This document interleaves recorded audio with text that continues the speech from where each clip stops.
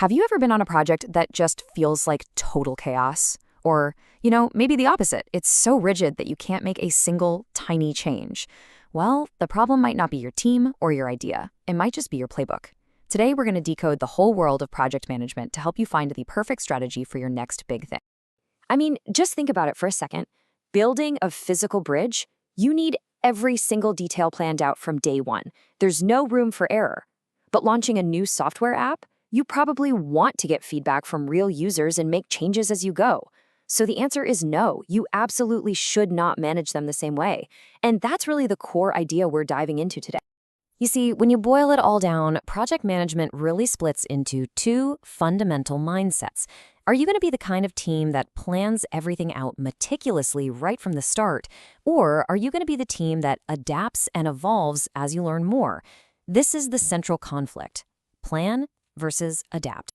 And this really lays out the two main schools of thought perfectly. Over on the left, you've got the waterfall method. Think of it like having the blueprints for a house. You design the entire thing, and then you build it. And on the right, you've got agile. That's more like, let's build a little, test it out, and then adjust. You work in these small, quick cycles, constantly learning and improving. So let's take a closer look at waterfall. It's literally a straight line. You start with requirements, and once those are set in stone, you move on to design. After design is totally done, you build. Then you test, you deploy, and finally you maintain. Each step has to be 100% complete before the next one can even begin. It's simple, it's predictable, but man, is it hard to change course once that waterfall starts flowing. Agile, on the other hand, is the complete opposite. It's not a straight line at all. It's a loop. The whole idea is to work in these short cycles, or iterations, delivering valuable stuff early and often. It's all about collaborating with the customer and adapting to change rather than just blindly sticking to some rigid plan. It's absolutely perfect for those projects where you just don't know all the answers up front. Okay, so waterfall and agile are the big philosophies. Now, let's meet the actual players, the specific frameworks and methods that teams use every single day. You can think of these as different flavors or rulebooks that put those big ideas into practice. And first up is Scrum, probably the most famous agile framework out there. Its real genius is that it gives a clear structure to that agile mindset. It does this by using these fixed-length work cycles called sprints. A team basically commits to finishing a set amount of work, usually within 2 to 4 weeks. And inside that sprint, there's a really clear rhythm. You have specific roles. The product owner decides what gets built. The Scrum Master is kind of like a coach who keeps the process running smoothly, and the development team, well, they build it. You also have regular meetings or ceremonies like the daily stand-up to make sure everyone's in sync. So here's the key. Scrum takes the philosophy of Agile and gives it a structured rulebook to follow. All right, next up is Kanban. Now, if Scrum is all about rhythm, Kanban is all about flow. The main goal here is to visualize your work, limit how many tasks are actually in progress at any one time, and just keep everything moving smoothly from start to finish.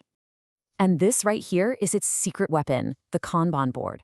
It's so elegantly simple. Tasks just move from a to-do column to in progress and finally to done. This visual approach makes it incredibly easy to spot bottlenecks, where work is getting stuck, and it helps keep the delivery of value continuous.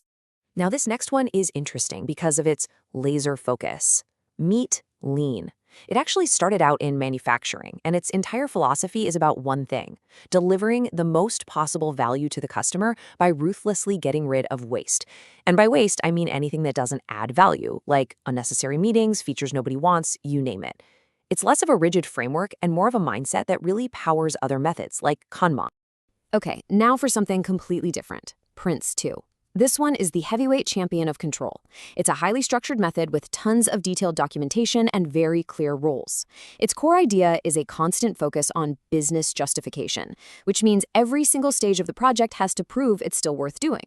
That's why you often see it in huge government or corporate projects where accountability is absolutely everything.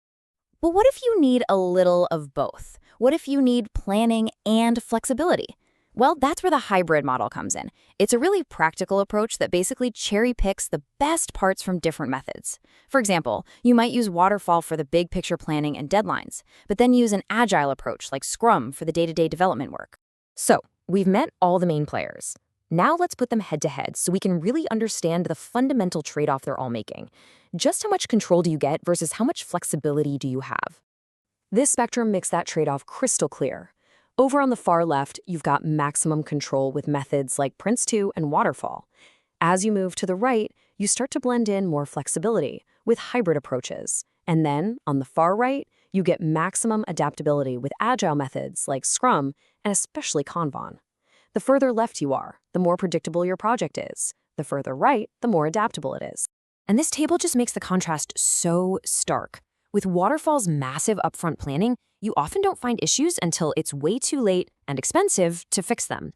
But with Agile's adaptive planning, you're addressing risks early and often because you're constantly testing and getting feedback. Here's the crucial takeaway. Your approach to planning is your approach to risk. I absolutely love this quote because it just so perfectly sums up the difference between the two most popular Agile approaches. If your team thrives on a predictable, time-boxed schedule with clear roles and rules, Scrum is going to be your best friend. But if your work is more about continuous delivery and adapting to priorities that shift all the time, then Kanban's focus on flow is probably ideal. All right, we've covered a ton of theory. Now for the most important part. How do you pick the right tool for your job? Let's walk through a super simple decision framework to help you figure it out. First things first, you've got to ask yourself this fundamental question. Do you know exactly what you need to build right from the very beginning? Think about that bridge again. The requirements are defined by physics and engineering. They are not going to change halfway through construction. So if your answer is a firm yes, then a predictive model is almost certainly your best bet. The detailed step-by-step planning of Waterfall is going to serve you well, giving you that structure and ensuring a really predictable outcome.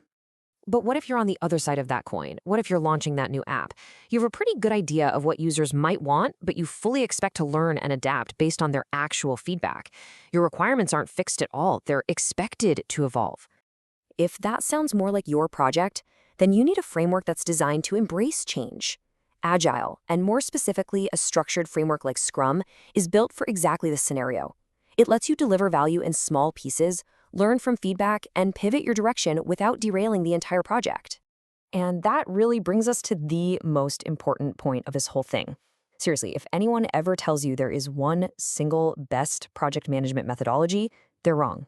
The best method is simply the one that is the right fit for your specific context, for your project's goals, your team's culture, and your organization's needs.